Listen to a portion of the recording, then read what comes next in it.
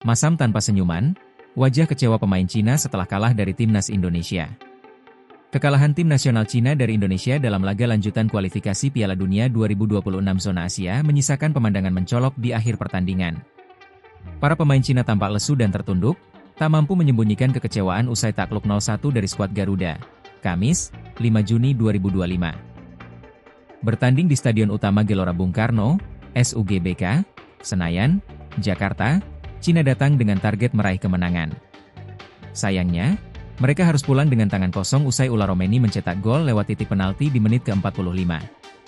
Usai laga, para pemain Cina pun tampak tertunduk lesu ketika melewati mix zone untuk menuju bus. Mereka nyaris tidak melempar senyuman kepada awak media yakni berjejer di mix zone Stadion SUGBK. Kapten tim, Wang Dalei, tampak menjadi satu-satunya pemain yang sempat berbincang dengan media asal Cina. Pemain Cina pun tidak ada yang melakukan sesi wawancara, baik dengan media Indonesia ataupun media negara asalnya. Kekecewaan tim Dragon memang wajar.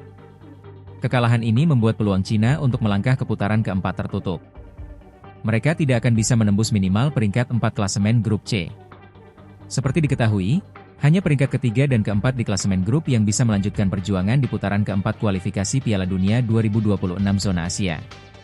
Sementara itu, Timnas Indonesia berada di urutan keempat klasemen dengan koleksi 12 poin.